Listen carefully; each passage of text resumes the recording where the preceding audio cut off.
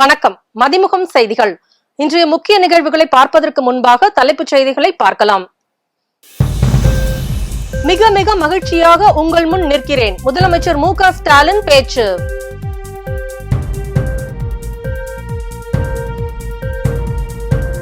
பெருந்தலைவர் காமராஜின் பணிகளை என்றும் போற்றுவோம். அமைச்சர் உதயநிதி ஸ்டாலின் தனது எக்ஸ் தளத்தில் பதிவு. காவிரி விவகாரம் நாளை அனைத்து கட்சி கூட்டம். முதலமைச்சர் மு.க. ஸ்டாலின் அறிவிப்பு.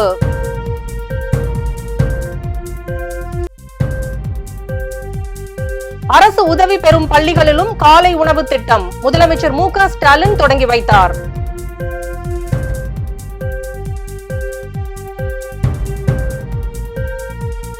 பெண் காவலர்களை அவதூறாக பேசிய யூடியூபர் சங்கரின் செயலை மன்னிக்க முடியாது. உச்சநீதிமன்ற நீதிபதிகள் கருத்து. அரசு எவ்வளவு செலவானாலும் பரவாயில்லை, ஒரு மாணவர் கூட பள்ளிக்கு பசியோடு செல்லக்கூடாது என்று முதலமைச்சர் மு.க. ஸ்டாலின் கூறினார். முதலமைச்சரின் காலை உணவு திட்டம் அரசு உதவி பெறும் பள்ளிகளிலும் தொடங்கப்பட்டுள்ளது. இந்த திட்டத்தை முதலமைச்சர் மு.க. ஸ்டாலின் தொடங்கி வைத்தார். தொடங்கி வைத்த பின் உரையாற்றிய அவர், முதலமைச்சரின் காலை உணவு திட்டம், நான் முதல்வன் திட்டம் உள்ளிட்ட பல்வேறு திட்டங்கள் மூலம் தமிழ்நாட்டில் இருக்கும் பெண்கள், மாணவர்கள் உள்ளிட்டோரின் முன்னேற்றத்திற்காக, எதிர்காலத்திற்காக முதலமைச்சராக இருந்து பணியாற்றும் வாய்ப்பு எனக்கு மிகுந்த மகிழ்ச்சியை ஏற்படுத்தியுள்ளது. மிக மிக மகிழ்ச்சியாக உங்கள் முன் நிற்கிறேன். காலை உணவு திட்டம் மூலம் பெற்றோரின் பொருளாதார சுமையை அரசு குறைத்துள்ளது. மக்கள் நலத்திட்ட பார்த்து பார்த்து அரசு செயல்படுத்தி வருகிறது. பள்ளிக்கு வரும் மாணவர்களின் பசியை போக்கும் திட்டம்தான் காலை உணவு திட்டம். அரசுக்கு நிதி நெருக்கடி இருந்த போதிலும் காலை உணவு திட்டத்தை கொண்டு வந்தோம். இந்த திட்டத்தின் மூலம் 20.73 லட்சத்திற்கும் அதிகமான குழந்தைகள் சத்தான உணவை சாப்பிடுகிறார்கள். அரசுக்கு எவ்வளவு செலவானாலும் பரவாயில்லை, ஒரு மாணவர் கூட பள்ளிக்கு பசியோடு செல்லக்கூடாது. சங்க இலக்கியத்தில் பசிப்பினி போக்குவது குறித்து பல்வேறு பாடல்கள் இடம்பெற்றுள்ளன. குழந்தைகள் தான் எதிர்காலத்தின் சொத்து என்பதால் காலை உணவு திட்டம் தொடங்கப்பட்டுள்ளது. மாணவர்களின் படிப்புக்கு எந்த தடையும் ஏற்படக்கூடாது என்பதே எனது எண்ணம். காலை உணவு திட்டம் மாணவ மாணவிகளுக்கு தன்னம்பிக்கை அளிக்கிறது. பள்ளிகளுக்கு வரக்கூடிய மாணவர்களின் எண்ணிக்கையை அதிகரித்துள்ளது. அமைச்சர்கள், அதிகாரிகள், எம்பிக்கள், எம்எல்ஏக்கள் உள்ளிட்டோரை கேட்டுக்கொள்ள விரும்புவது, எந்த பள்ளியிலும் வழங்கப்படும் உணவின் விகிதம், தரம் குறையக்கூடாது. பெற்றோர் இருவரும் வேலைக்கு செல்லும் குழந்தைகளுக்கு காலை உணவு திட்டம் வரப்பிரசாதம். இவ்வாறு அவர் கூறினார். மிக மிக மகிழ்ச்சியா உங்க முன்னாடி நின்றுட்டு இருக்கேன்.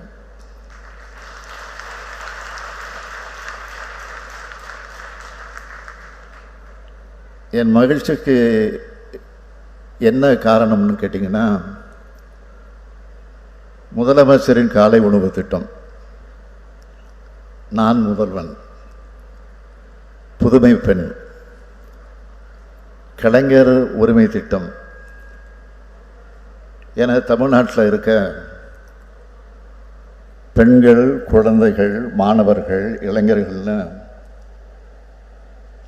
உங்களோட முன்னேற்றத்திற்கும் எதிர்காலத்திற்கும் முதலமைச்சராக இருந்து பணியாற்றக்கூடிய வாய்ப்பு, பாடுபடக்கூடிய எண்ணம் எனக்கு மிகுந்த மகிழ்ச்சியை தந்துக்கிட்டு இருக்கு.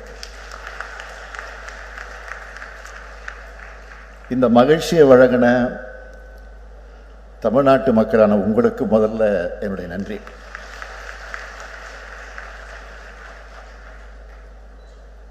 பள்ளிக்கு வரக்கூடிய குழந்தைகளோட பசியை போக்கணும்னு முடிவு பண்ணி உருவாக்கின திட்டம்தான் இந்த காலை உணவு திட்டம். சென்னையில் ஒரு பள்ளி விழாவுக்கு போனப்போ ஒரு குழந்தை இன்னும் காலை உணவு சாப்பிடணும்னு சொன்னதை கேட்ட உடனே ஒரு பெற்றோருக்கே உரிய பாச உணர்வோடு நான் உருவாக்கின திட்டம்தான் இந்த காலை உணவு திட்டம்.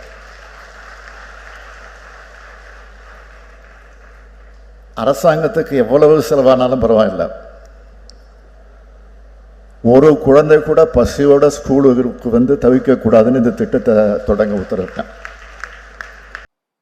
முன்னாள் முதலமைச்சர் காமராஜரின் 122வது பிறந்த தினம் இன்று கொண்டாடப்படுகிறது. முன்னாள் முதலமைச்சர் காமராஜரின் பிறந்த தினத்தை முன்னிட்டு அமைச்சர் உதயநிதி ஸ்டாலின் தனது எக்ஸ் தளத்தில் கல்வியை கனவில் கூட நினைக்க தயங்கிய ஒரு தலைமுறையை பள்ளிக்கூடங்கள் நோக்கி அழைத்து வந்த முன்னாள் முதலமைச்சர் பெருந்தலைவர் காமராஜரின் பிறந்தநாள் இன்று கடைக்கோடி மனிதர்களின் முன்னேற்றம் என்று ஒருமித்த சிந்தனையோடு பெருந்தலைவர் காமராஜர் முத்தமிழ் அறிஞர் கலைஞர் இடையே இருந்த அன்பும் நட்பும் நாடறிந்தவை. விடுதலை போராட்டம், மாநில முன்னேற்றத்திற்கான ஆட்சி நிர்வாகம், ஏழை எளிய மக்களுக்கான அரசியல் என்று உழைத்த காமராஜரின் பிறந்த நாளை கல்வி வளர்ச்சி நாளாக முத்தமிழ் அறிஞர் கலைஞர் அறிவித்தார். இன்று காமராஜரின் பிறந்த நாளில் உலகமே போற்றி பின்பற்றுகிற காலை உணவு திட்டத்தை ஊரக பகுதிகளில் உள்ள அரசு உதவி பெறும் தொடக்க பள்ளிகளிலும் விரிவாக்கம் செய்துள்ளார் நமது முதலமைச்சர். இதனால் காலை உணவு திட்டம் மூலம் பயன்பெறும் மாணவர்களின் எண்ணிக்கை 19 லட்சத்தை கடந்துள்ளது. கல்வி வளர்ச்சி நாளை ஒட்டி விரிவுபடுத்தப்பட்டுள்ள காலை உணவு திட்டம் நம் மாணவர்களின் கற்றல் திறனை அடுத்த கட்டத்துக்கு எடுத்து செல்ல உள்ளதில் மகிழ்ச்சி கொள்கிறோம். பெருந்தலைவர் காமராஜரின் பணிகளை என்றும் போற்றுவோம். அவரது புகழ் ஓங்கட்டும். இவ்வாறு அவர் அதில் பதிவிட்டுள்ளார்.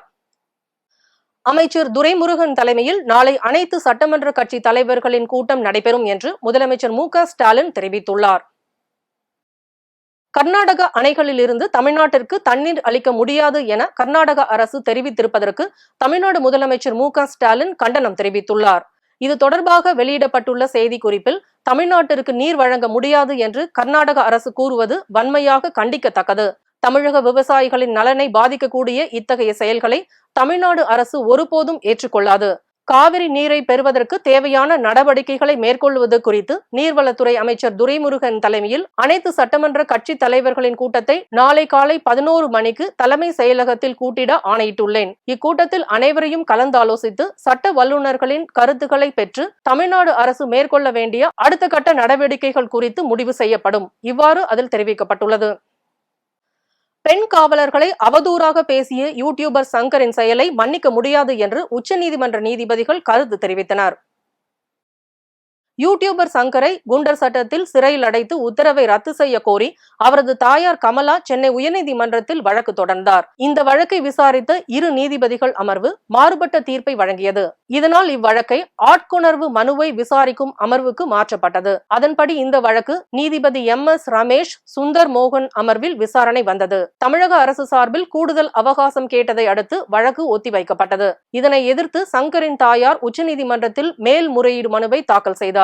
இம்மனு இன்று உச்சநீதிமன்ற நீதிபதிகள் அமர்வு முன் விசாரணைக்கு வந்தது. அப்போது தமிழக அரசின் சார்பில் குண்டர் சட்டத்தில் கைது செய்யப்பட்ட சங்கர் சட்ட ஒழுங்குக்கு எதிராக செயல்பட்டுள்ளார். பெண் காவலர்களுக்கு எதிராக அவதூறை பரப்பினார்.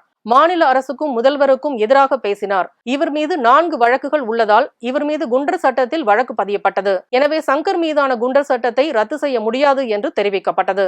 சவுக்கு தரப்பில் பல வழக்குகள் இருந்தாலும் குண்டர் சட்டத்தில் கைது செய்தது தவறு என்று கூறப்பட்டது. இருதரப்பு வாதங்களையும் கேட்ட நீதிபதிகள் சங்கர் நடந்து கொண்ட விதம் மன்னிக்க முடியாதது, இருந்தாலும் அவருக்கு இடைக்கால நிவாரணம் வழங்க முடியுமா முடியாதா என்பதை ஆராய வேண்டும். எனவே இவ்வழக்கில் அரசு தரப்பில் பதிலளிக்க வேண்டும் என கூறி வழக்கு விசாரணையை வரும் வியாழக்கிழமைக்கு ஒத்திவைத்து உத்தரவிட்டனர். பெருந்தலைவர் காமராஜின் பிறந்தநாளை முன்னிட்டு அவரது உருவப்படத்திற்கு முதலமைச்சர் மு.க.ஸ்டாலின் மாலை அணிவித்து மலர் தூவி மரியாதை செலுத்தினார். முதலமைச்சர் மு.க.ஸ்டாலினால் தமிழ்நாட்டில் உள்ள அரசு தொடக்க பள்ளிகள் அனைத்திலும் 1ஆம் வகுப்பு முதல் 5ஆம் வகுப்பு வரை படிக்கும் அனைத்து குழந்தைகளுக்கும் முதலமைச்சரின் காலை உணவு திட்டம் 15/9/2022 அன்று தொடங்கி வைக்கப்பட்டது. இந்த நிலையில் இந்த ஆண்டுக்கான பட்ஜெட்டில் இத்திட்டம் அரசு உதவி பெறும் தொடக்க பள்ளிகளுக்கு விரிவுபடுத்தப்படும் என அறிவிக்கப்பட்டது. அந்த அறிவிப்பினை செயல்படுத்தும் வகையில் முதலமைச்சர் மு.க.ஸ்டாலின் இன்று பெருந்தலைவர் காமராஜரின் பிறந்த நாளில் திருவள்ளூர் மாவட்டம் கடம்பத்தூர் ஒன்றியம் கீழச்சேரி கிராமத்தில் உள்ள புனித அன்னாள் அரசு உதவி பெறும் தொடக்க பள்ளியில் காலை உணவு திட்டத்தை தமிழ்நாடு அரசின் சார்பில் தொடங்கி வைத்தார். முன்னதாக புனித அன்னாள் அரசு உதவி பெறும் தொடக்க பள்ளிக்கு வருகை தந்த முதலமைச்சர் மு.க.ஸ்டாலின் பெருந்தலைவர் காமராஜரின் 122வது பிறந்த நாளை முன்னிட்டு அவரது உருவப்படத்திற்கு மாலை அணிவித்து மலர் தூவி மரியாதை செலுத்தினார். பின்னர் அங்கு தயார் செய்து வைக்கப்பட்டிருந்த உணவின் தரத்தை பரிசோதித்த அவர் அரசு உதவி பெறும் தொடக்க பள்ளிகளில் காலை உணவு திட்டத்தை தொடங்கி வைத்தார். தொடர்ந்து பேசிய முதலமைச்சர் மு.க.ஸ்டாலின் குழந்தைகளுடன் அமர்ந்து உணவு உண்டார். அருகில் அமர்ந்திருந்த சிறுமிகளுக்கு காலை உணவை ஊட்டிவிட்டு அவர்களுடன் பேசியபடி தானும் உணவருந்தினார். இத்திட்டத்தின் மூலம் 3995 அரசு உதவி பெறும் தொடக்க பள்ளிகளில் பயிலும் 2,23,536 குழந்தைகள் பயனடைவார்கள் என கூறினார். நாடாளுமன்ற தேர்தலில் அதிமுகவுக்கு எதிர்பார்த்த வெற்றி கிடைக்கவில்லை என்பதால் யாரும் சோர்ந்து போய் விடாதீர்கள் என்று எடப்பாடி பழனிசாமி கேட்டுக்கொண்டார். தமிழகத்தில் நடந்து முடிந்த நாடாளுமன்ற தேர்தலில் அதிமுக மற்றும் அதன் கூட்டணி கட்சிகள் போட்டியிட்டு அனைத்து தொகுதிகளிலும் படுதோல்வி அடைந்தது. தேர்தலில் தோல்வி அடைந்ததை தொடர்ந்து கடந்த 10ஆம் தேதி முதல் அதிமுக பொதுச் செயலாளர் எடப்பாடி பழனிசாமி கட்சி நிர்வாகிகளுடன் சென்னை ராயப்பேட்டையில் உள்ள கட்சி தலைமை அலுவலகத்தில் ஆலோசனை நடத்தி வருகிறார். தினமும் 3 நாடாளுமன்ற தொகுதிகளை சேர்ந்த மாவட்ட செயலாளர்கள், வேட்பாளர்கள், தேர்தல் பொறுப்பாளர்கள், முன்னணி நிர்வாகிகளுடன் ஆலோசனை நடத்தும் எடப்பாடி பழனிசாமி தேர்தல் தோல்வி தொடர்பாக கருத்துக்களை கேட்டு வருகிறார். இந்த கூட்டத்தில் பேசிய அனைத்து நிர்வாகிகளும் நாடாளுமன்ற தேர்தலில் பலம் வாய்ந்த கூட்டணி அமையாததே தோல்விக்கு காரணம் என்று கட்சி தலைமை மீது குற்றம் சாட்டினர்.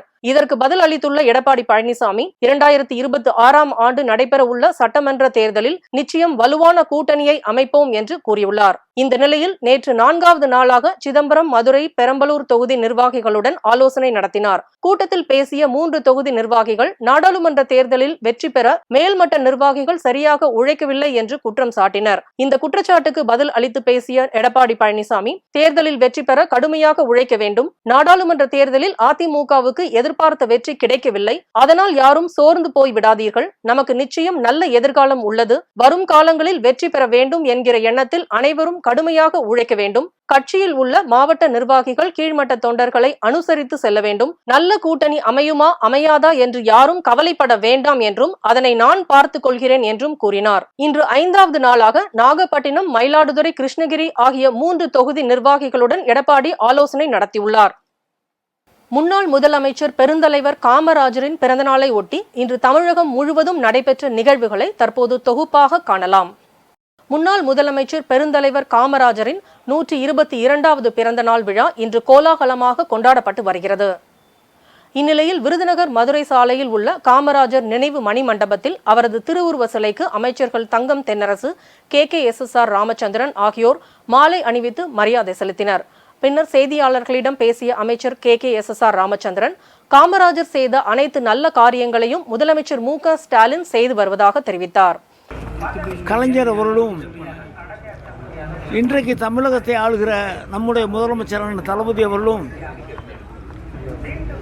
காமராஜருடைய புகழை மட்டுமல்ல, அவர் காட்டிய நல்ல வழியிலே இந்த அரசாங்கத்தை நடத்தி கொண்டு மிக சிறப்பாக எல்லோரும் பாராட்டக்கூடிய ஒரு ஆட்சியை நடத்தி கொண்டிருக்கிறார்கள். அவர் பிறந்த நாளிலே இன்றைக்கு கூட பார்த்தீர்கள் சொன்னால் அரசு உதவி பெறும் பள்ளிகளுக்கு இன்றைக்கு காலை சிற்றுண்டி குழந்தைகளுக்கு வழங்குகிற அந்த நிகழ்ச்சியும் நம்முடைய முதலமைச்சர் தொடங்கி வைத்திருக்காருன்னு சொன்னால், எந்தெந்த காரியங்களை பெருந்தலைவர் காமராஜர் ஐயா அவர்கள் நல்ல காரியங்களை செய்தார்களோ அந்த காரியங்களை எல்லாம் கலைஞர் அவர்களும் நம்முடைய தலைவர் அண்ணன் தளபதி அவர்கள் தொடர்ந்து செய்கிறார் என்பதை இந்த நேரத்தில் சொல்லி, காமராஜர் ஐயாவுடைய புகழ் மேலும் மேலும் வளர வேண்டும் என்று கேட்டுக்கொள்கிறேன். இதேபோல் மயிலாடுதுறையில் உள்ள காங்கிரஸ் தலைமை அலுவலகத்தில் காமராஜரின் திருவுருவ சிலைக்கு மாவட்ட காங்கிரஸ் தலைவர் ராஜ்குமார், சட்டமன்ற உறுப்பினர் மற்றும் முன்னாள் மாவட்ட தலைவர் பண்ணை சொக்கலிங்கம் உள்ளிட்ட நிர்வாகிகள் மாலை அணிவித்து மலர் தூவி மரியாதை செலுத்தினர். அப்போது தொண்டர்கள் மற்றும் பொதுமக்கள் இனிப்புகள் வழங்கப்பட்டன.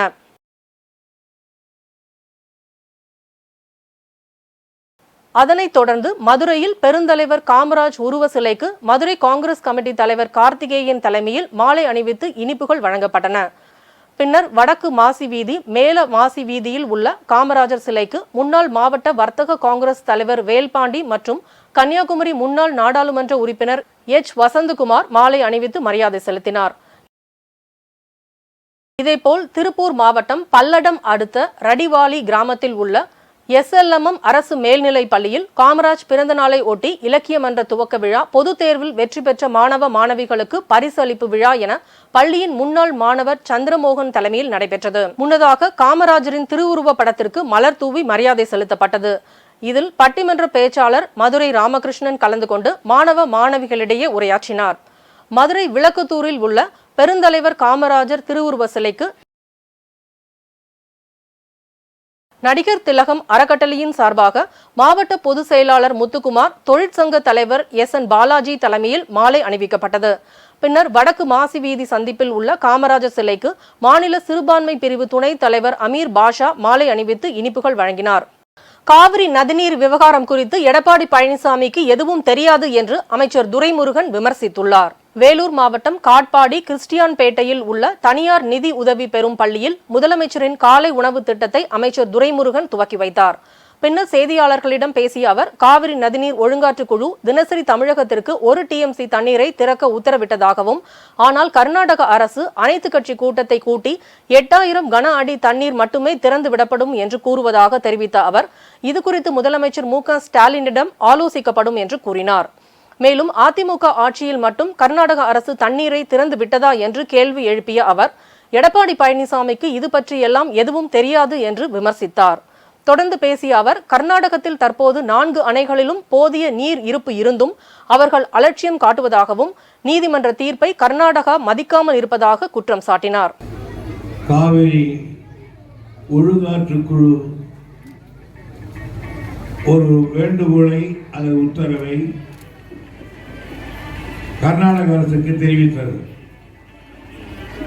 நமக்கு தமிழகத்துக்கு தர வேண்டியது நிறைய இருந்தாலும் அவருடைய அடிப்படை தேவைகளை போக்குவதற்காக ஒரு நாள் ஒன்றுக்கு 1 TMC நீங்கள் விட வேண்டும் என்று சொன்னார்கள். ஆனால் அந்த 1 TMC கூட தரமாட்டேன் என்று அவர்கள் அடம்பிடித்துக் கொண்டிருந்தார்கள். இதுவரையில் பத்திரிகைகளுக்கு தருவது, சபைவெட்டி கூட்டம் நடத்துவது என்ற போக்கில் கர்நாடக அரசு நடந்து கொண்டது. ஆனால் நாங்கள் நிலைமைகளை விளக்கி கர்நாடக அரசு கனிவுடன் கவனிக்க வேண்டும் என்று சொன்னோம்.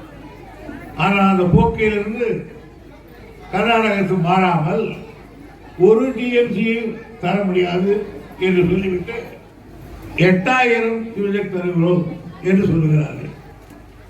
அதாவது ஒரு TMC என்பது 11,574 கியூசெக். அது கூட தராமல் 8000 தருவோம் என்று சொல்லுகிறார்கள். கபினியில் இன்றைக்கு தண்ணீர் பெருமளவு பெருக்கெடுத்து வந்து கொண்டிருக்கிறது. 20,000 கியூசெக்கு மேலே அங்கே வந்து கொண்டிருக்கிறார். தொலைபேசி எதிர்பார்த்து கொண்டிருக்கிறேன். சென்னை கொண்ட பிறகு அது ஒட்டி நடவடிக்கை எடுக்கப்படும். அதைத்தான் நான் சொல்றேன். ஏன்னா இப்போ அனைத்து கட்சி கூட்டம் தண்ணியை விட்டு ஆகணும், கட்டி வைக்க முடியாது தண்ணியை. ஆகையினால் முதல் அனைத்து கட்சி கூட்டம் கூட்டுவதா இல்லையா, அல்லது நாமே அவர்களுக்கு கடிதம் எழுதுவதா, ஒழுங்காற்று குழுக்கு நேராக போய் செக்ரட்டரி சொல்வதா என்பதை முதலமைச்சர் முடிவுதான் எடுப்பார்கள். காட்பாடியில் இருசக்கர வாகன விபத்தில் கணவன் மனைவி உடல் நசுங்கி உயிரிழந்த சம்பவம் சோகத்தை ஏற்படுத்தியுள்ளது.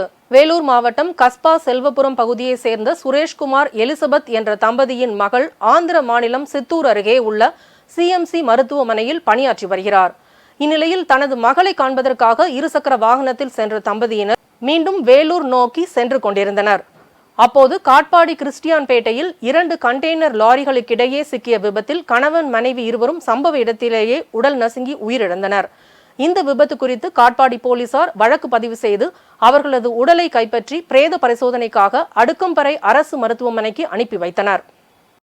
தமிழக வெற்றிக் கழகத்தின் தலைவர் தளபதி அவர்களின் அறிவுறுத்தலின்படி தமிழக வெற்றிக் கழகம் சார்பாக கர்ம வீரர் காமராஜர் ஐயா அவர்களின் பிறந்த நாளை முன்னிட்டு சென்னை சேப்பாக்கம் பகுதி 62வது வட்ட ராஜ்கமல் சார்பில் AIWC பள்ளியில் கழக பொதுச் செயலாளர் திரு N. ஆனந்த் அவர்கள் கலந்து கொண்டு பள்ளி மாணவர்களுக்கு பள்ளிப்பை, நோட்டு புக், பேனா, பென்சில், வடிவியல் பெட்டி வழங்கினர். இந்நிகழ்ச்சியில் தமிழக வெற்றிக் கழக மாவட்ட நிர்வாகிகள் தென் சென்னை வடக்கு திரு க. அப்புனு, சேப்பாக்கம் திருவல்லிக்கேணி பகுதி வழக்கறிஞர் R. திலீப் குமார் மற்றும் மாவட்ட பகுதி கழக நிர்வாகிகள், தோழர்கள் திரளானோர் கலந்து கொண்டனர். பல்வேறு மாவட்டங்களில் நடைபெற்ற நிகழ்வுகளை களத்தில் மதிமுகம் பகுதியில் பார்க்கலாம்.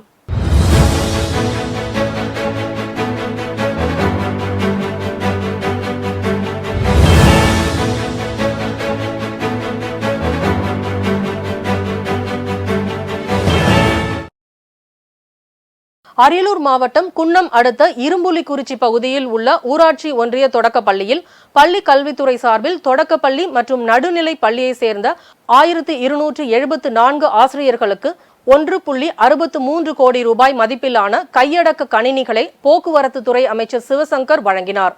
மேலும் மாணவர்களுக்கு விலையில்லா வண்ண பென்சில்கள், கணித உபகரண பெட்டி மற்றும் புத்தக பைகளை வழங்கினார். திருவண்ணாமலை மாவட்டம் செங்கம் பகுதியில் அரசு ஆண்கள் மேல்நிலை பள்ளி இயங்கி வருகிறது. இப்பள்ளியில் மது பாட்டில்கள் உடைக்கப்பட்டு ஆங்காங்கே வீசப்பட்டு இருப்பதால் பள்ளிக்கு காவலர்களை பணியில் அமர்த்தி இதுபோன்ற சம்பவங்கள் ஏற்படாத வகையில் மாவட்ட நிர்வாகம் உரிய நடவடிக்கை எடுக்க வேண்டும் என்று பெற்றோர்கள் மற்றும் சமூக ஆர்வலர்கள் கோரிக்கை விடுத்துள்ளனர். நாமக்கல் மாவட்டம் வளையப்பட்டி, அரூர், பரளி, என் புதுப்பேட்டை உள்ளிட்ட கிராம பகுதிகளில் உள்ள விளை நிலங்களில் சிப்காட் அமைப்பதற்கு எதிர்ப்பு தெரிவித்து 100க்கும் மேற்பட்ட விவசாயிகள் மாவட்ட ஆட்சியர் அலுவலகம் முன்பு ஆர்ப்பாட்டத்தில் ஈடுபட்டு மாவட்ட ஆட்சியர் உமாவை சந்தித்து கோரிக்கை மனு அளித்தனர். தென்காசி மாவட்டம் மத்தளம்பாறையில் உள்ள அரசு உதவி பெறும் நடுநிலைப் பள்ளியில் மாவட்ட ஆட்சியர் கமல் கிஷோர் காலை உணவு திட்டத்தை தொடங்கி வைத்து குழந்தைகளுடன் உணவு அருந்தினார். இந்த விழாவில் சட்டமன்ற உறுப்பினர் பழனி நாடார், திமுக மாவட்ட செயலாளர் ஜெயபாலன், மாவட்ட பஞ்சாயத் துணைத் தலைவர் உதயகிருஷ்ணன், அரசு அதிகாரிகள் உள்ளிட்ட ஏராளமானோர் கலந்து கொண்டனர். அரியலூர் மாவட்டம் குமிழியம் கிராமத்தில் உள்ள அரசு மானிய தொடக்க பள்ளியில் போக்குவரத்து துறை அமைச்சர் சிவசங்கர் முதலமைச்சரின் காலை உணவு திட்டத்தை தொடங்கி வைத்து பள்ளி மாணவ மாணவிகளுக்கு காலை உணவினை பரிமாறினார். அப்போது உணவை சுகாதாரமாகவும் சத்தானதாகவும் சமைத்து உரிய நேரத்தில் மாணவ மாணவிகளுக்கு வழங்க வேண்டும் என அதிகாரிகளுக்கு அறிவுறுத்தினார். தூத்துக்குடி மாவட்டம் திருவைகுண்டம் அடுத்த மாங்கொட்டாபுரத்தியில் 25.57 லட்சம் ரூபாய் மதிப்பீட்டில் கட்டப்பட்ட ஊராட்சி மன்ற புதிய அலுவலக கட்டிடத்தினை ஸ்ரீவைகுண்டம் சட்டமன்ற உறுப்பினர் ஊர்வசி அமிர்தராஜ் திறந்து வைத்தார். பின்னர் மலேசியாவில் நடைபெற்ற பெண்களுக்கான சிலம்பு போட்டியில் முதல் பரிசு பெற்ற ஜெயலட்சுமி என்ற மாணவிக்கு அனைவரது முன்னிலையிலும் மீண்டும் கேடயம் வழங்கி பாராட்டினார். தொடர்ந்து ஸ்ரீவைகுண்டம் அருகே உள்ள ஆழ்வார் தொகுப்பில் நியாய விலை கடை கட்டுவதற்கு அடிக்கல் நாட்டினார்.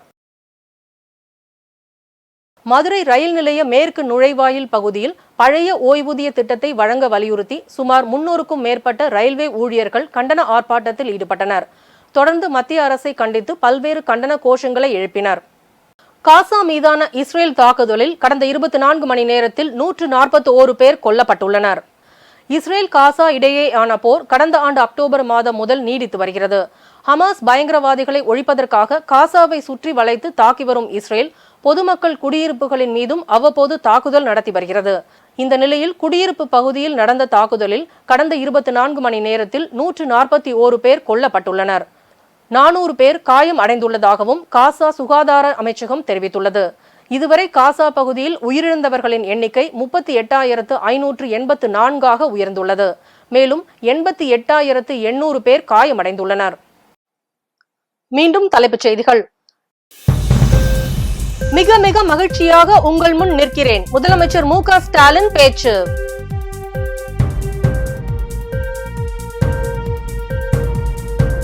பெருந்தலைவர் காமராஜின் பணிகளை என்றும் போற்றுவோம், அமைச்சர் உதயநிதி ஸ்டாலின் தனது எக்ஸ் தளத்தில் பதிவு.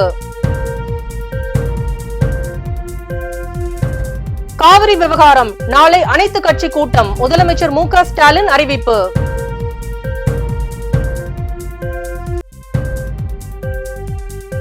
அரசு உதவி பெறும் பள்ளிகளிலும் காலை உணவு திட்டம், முதலமைச்சர் மு க ஸ்டாலின் தொடங்கி வைத்தார்.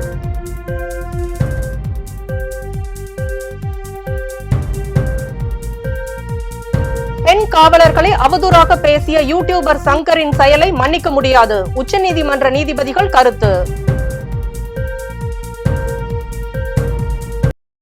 இத்துடன் செய்திகள் நிறைவடைந்தன.